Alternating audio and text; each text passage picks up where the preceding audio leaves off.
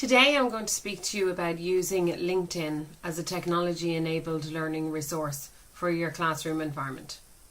LinkedIn offers the foundation to establish a community of practice, a discussion group, a conference group, or a community of learning. You can use LinkedIn as a collaborative learning tool. LinkedIn offers the opportunity for powerful interaction, for sharing and for ease of collaboration. It all began in 1840, the first attempts at distance learning. In 1968, Stanford used an instructional TV network, which was the first time ever to see learning taken from outside the classroom. In 1982, the first computer was established. And between then and now, the World Wide Web, Sir Tim Berners-Lee, free to all, with the use of Moodle and Blackboard and online resources, Google Scholar and many more to help us along our way in our journey of learning. Have you heard of LinkedIn? You've likely heard of it as a business-orientated social networking area. It's used for people to contact each other as alumni, as work colleagues, as prospective colleagues, as business associates. However, in recent times, LinkedIn has been established for academia. It's provided a tool of collaborative learning. Recently in areas that are newly emerging specifically, which is the likes of contemplative pedagogy. It's allowed for discussion groups to be established and people in various expertise to get in their ideas, their advice, their opinions and their questions. As a community of practice, LinkedIn allows a tool to be used for academics and by academics for students, as a tool of support and to develop practical work. Academics share Moodle objects, wikis, videos, links and online resources on their discussion groups. If effectively used, it offers a way to enhance student and practitioners' learning experiences. It deepens the levels of learner engagement and collaboration within a digital learning environment.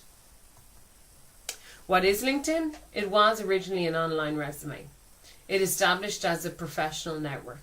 Let's call it the Facebook, but in the work environment. It was used as a network for professionals and peers. It's a jobs network. It was originally.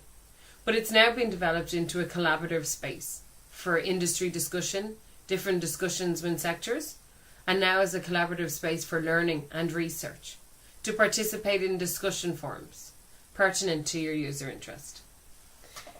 It has established communities of practice and communities of interest. A collaboration tool for technology-enabled learning in programs. This LinkedIn collaborative tool is used in many programs already. It's used in marketing, organizational behavior, public relations, communications, media studies, health communication, business, management, corporate training environments and industry-specific training courses. But just to tell you some facts, every 2 members join LinkedIn every second. 2 new members join LinkedIn. There are 150 million active users currently on LinkedIn. The average age that use LinkedIn is 25 to 45 and the gender ratio is 60% male to 40% female. Just some facts. The LinkedIn communities, the communities of practice, the communities of learning, the personal learning networks and the sector groups are aggressively growing since 2011. They're due to grow to 1.4 billion by 2015 from just 90 million in 2011. An example of a community in practice is a law group. A law group might use it to share presentations, to discuss incoming legislation, or to discuss any kind of case or information, or looking for advice, or with their peers and fellow practitioners as to what they might do in particular circumstances. LinkedIn is a collaborative learning environment. It comes within the theory of constructivism as a learning theory. Piaget said in 1940, we learn by doing. Sorry, 1950. Papin said in 1960, we learn by making. If we combine those, we have an online collaborative learning style. Constructivism itself is a theory based on people constructing their own understanding and knowledge of the world through experiencing things and reflecting on those experiences. A definition, for example, is an approach to learning in which learners are provided with the opportunity to construct their own sense of what's being learned by building an internal relationship or an internal connection among the ideas and facts that are being taught. Borish and Tom Barry said that of 1997. An online collaborative learning environment requires online interaction. Johnson, Johnson and Smith cover this from 1998 to 2007. LinkedIn communities of practice and personal learning environments are seen within the constructivism theory as a collaborative learning environment. It's an environment for personal learning.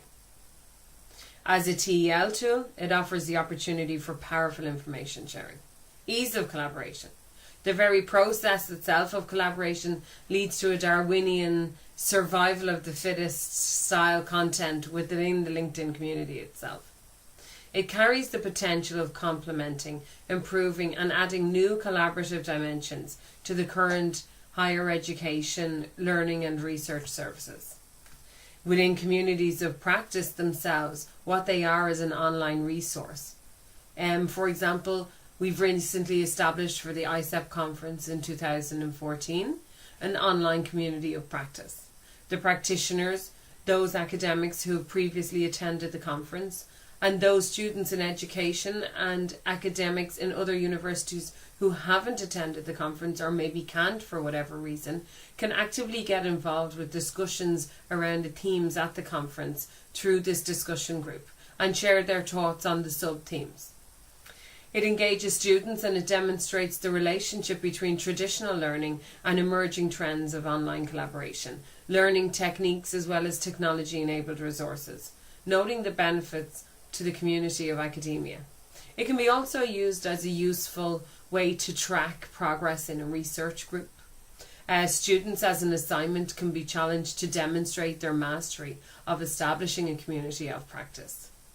A dialogue for work group, progressive problem solving is often the way a community of practice is used. The goal in which is to develop solutions to common problems within a particular sector. And obviously to share course-related resources when it comes to academics. Characteristics of a community in practice is that it's more collaborative than cooperative. Maximises engagement, it's democratic. A community of practice works in voluntary collaboration. You volunteer to opt in to knowledge construction in order to be involved in the discussion group itself. It's a place to build trust and build relationships. It's a place to also build on your own expertise, your own reputation, building on your own work and your teaching portfolio. It's also a domain of interest. It requires commitment to ongoing development. You're the co-creator, you're the co-learner, and you're then the leader of the discussion in some places. So it engages in appreciative inquiry. It's a place to construct knowledge collaboratively and learn. The learner can dip in, get the knowledge for the various gaps that one recognises, and then dip out. So you learn from others, you share good practice, you share ideas. It achieves common outcomes and it's a fantastic place for innovation. It connects learners who become more effective change agents. The collaborative approach to learning means that collective responsibility is required for contributing to the community of knowledge. It's active engagement for all participants discussing the knowledge building topics. Active participation is required online and can be face-to-face as well. And it allows members of the community to be the epistemic agents, to initiate a discussion of authentic issues that haven't been out there already in the field. It's emergent and fluid because it's fast, you're sharing information quickly. So it's learner directed. You find collaborative learning is specifically in areas of newly emerging areas. For example, contemplative pedagogy. The community in practice supports and develops practical work, so in the medical field, for example. And it offers a place to share examples of challenges and good practice among our own practitioners. The teachers and mentors help develop their students further in this environment. The collaborative learning isn't just incidental, it's purposeful. So there's an element of groups learning together, teaching together, open about knowledge gaps, vulnerable about knowledge gaps. And then the links are given and the advice is offered from the teacher and the mentors. You put in the time you choose. This is the voluntary aspect. You decide what to learn. You decide when your needs are met.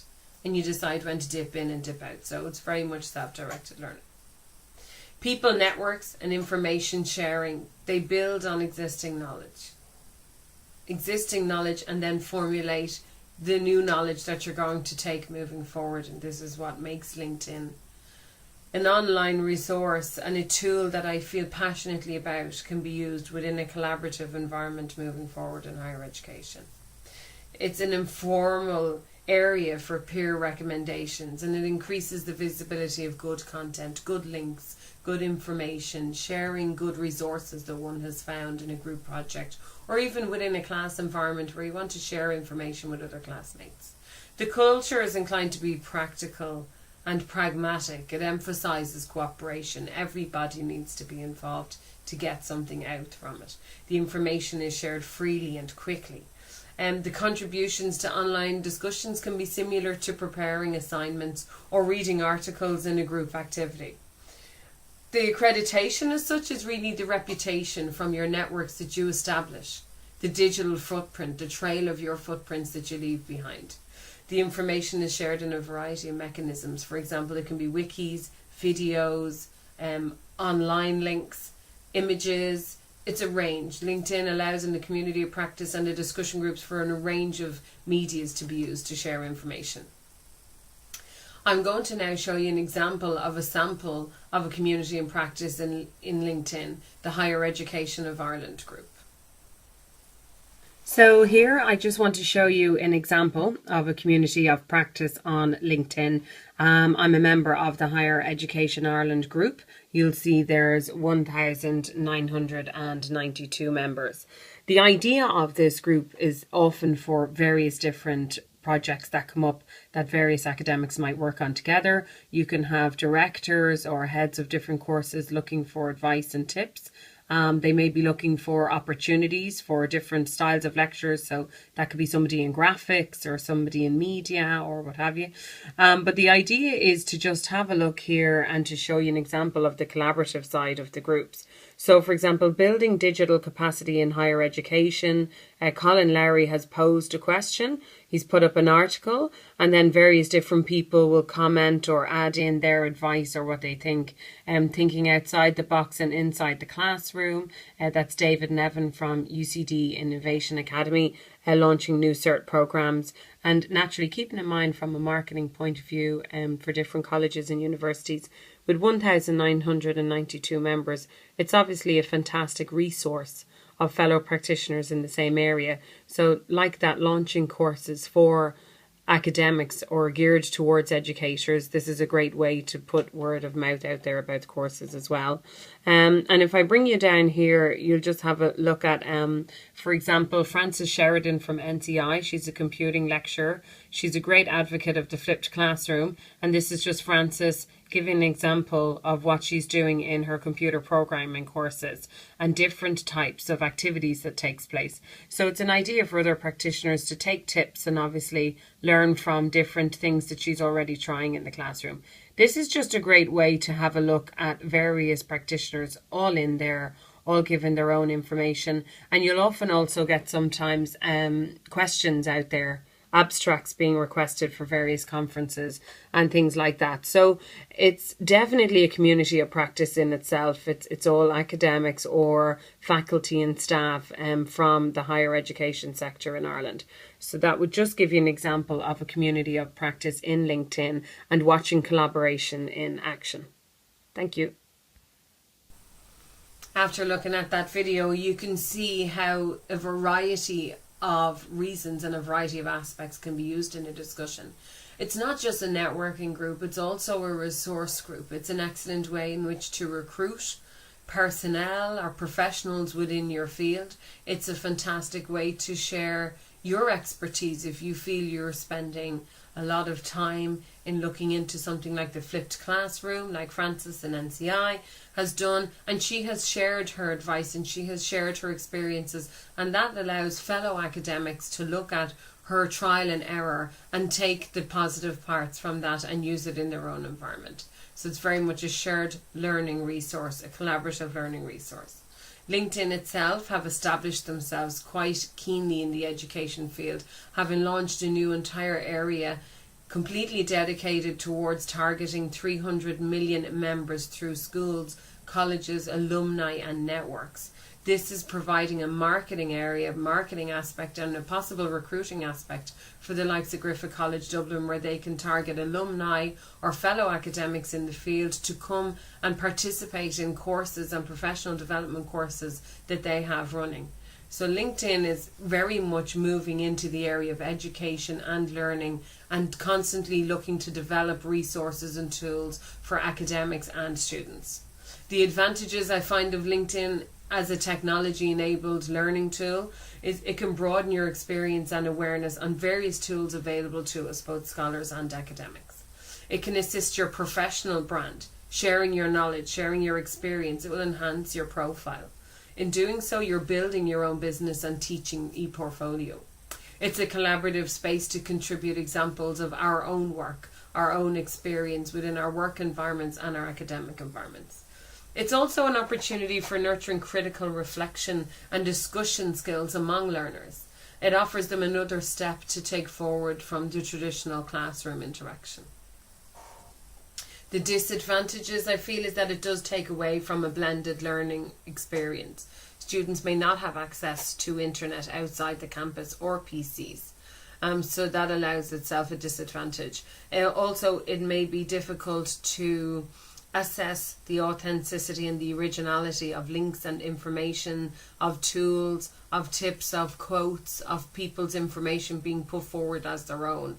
And they haven't yet developed an area in which that can be looked at and assessed to what is an authentic submission and what may be taken from somebody else. Also, new literacies are needed. Common literacies, I feel, are needed in the areas of SlideShare and Pinterest and wikis and a number of other areas. It's the IP and the data protection. It's the managing the social and identity. It's the creating, organising, reusing and filtering of information and how that's being put across and how original that's being put across. The fact at the moment that it's not monitored and controlled is an issue for us to look at in the higher education area when it comes to referencing, like we would through the likes of a Harvard referencing system. So building a community of academics in LinkedIn itself, though, as a community of practice is a fantastic move forward for either a college or an organisation or an institution. The fact that you can move forward with a number of your own personal contacts and through 2 degrees or 3 degrees away, through their own contacts, you've gone from having, for example, 533 contacts to all of a sudden within your reach through LinkedIn, through a LinkedIn group or a discussion group or a community of practice, having access to 16,000. This in itself is a fantastic tool to use as a resource for academics and those of us who work in faculty and staff within the third level areas and the higher education areas. Let alone for students, it's a fantastic way for them as students in education to put themselves forward as a network and opportunity for job prospects. Critical thinking and research are still required in order to look at the best ways in which to leverage these online resources for both providing and fostering better communities of practice and also for supporting continuing learner development. These emerging tools can boost our teaching and learning environments, but we do need to put some more information and some more research into these tools in order to move forward. Thank you.